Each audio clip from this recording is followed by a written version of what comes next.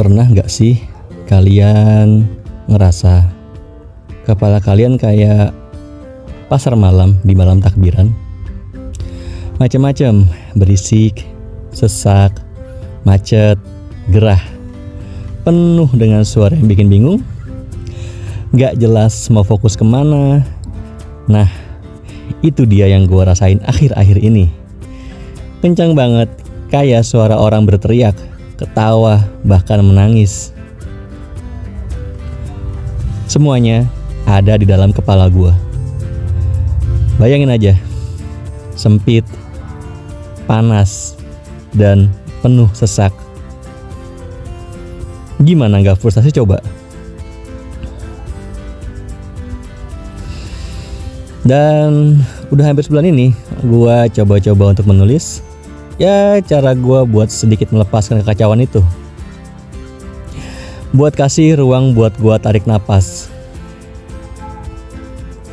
Kenapa menulis?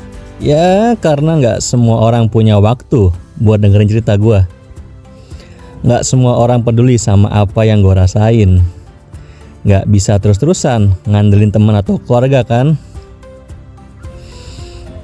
Kalau mereka udah capek dengerin, ya gue gak bisa maksa. Bukan berarti mereka gak peduli, tapi mungkin aja mereka punya masalah mereka sendiri. Hidup mereka gak bisa ditunda cuma buat dengerin gue ngomong.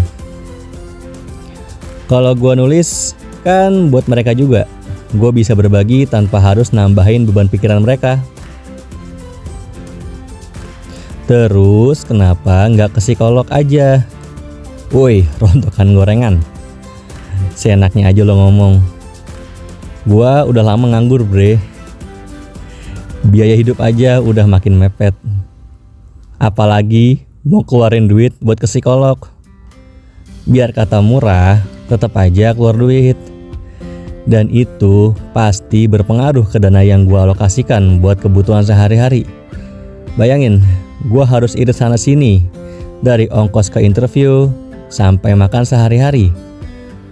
Rencananya kalau udah kerja, baru deh bisa mikir soal yang lain-lain.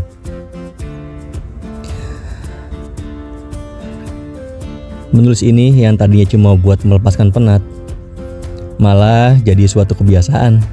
Awalnya ya gue gak tahu mau nulis apa. Sekarang nulis kayak ngalir aja. Mulai dari ngeliat langit malam, ngeliat orang-orang di jalan, sampai merenung tentang hidup. Semua itu bisa jadi bahan tulisan gua. Semua yang bikin gua bertanya-tanya, yang bikin gua diam, ya gua tulis. Tiba-tiba gua ngerasa setiap kata yang gua tulis itu kayak punya kekuatan sendiri. Semakin gua tulis, semakin ringan rasanya. Bukan berarti masalah hidup jadi hilang. Dan itu cukup buat gue tetap waras di tengah semua tekanan ini. Di tengah situasi ekonomi yang makin menekan, banyak PHK, lapangan kerja yang minim, gue malah jadi salah satunya. Lucu ya.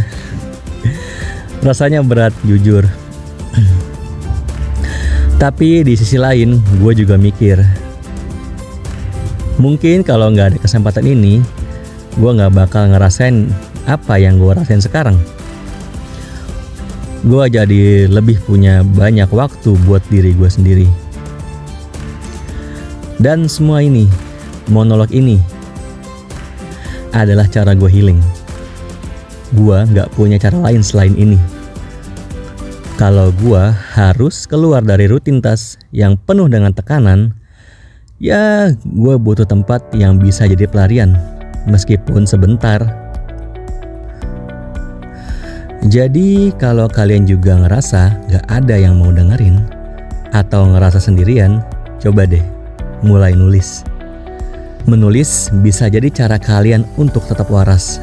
Jadi jangan ragu buat nyoba. Menulis itu gak cuma tentang kata-kata, itu tentang cara kita memahami diri sendiri. Dan kalau sekarang kalian merasa kesepian atau nggak tahu harus cerita kemana, ya mungkin menulis bisa jadi teman terbaik kalian. Dan ya itu cara gue. Gak ada yang sempurna, tapi ini yang bisa gue lakukan. Karena menulis buat gue adalah cara gue teriak tanpa suara. Ini adalah cara gue buat berdamai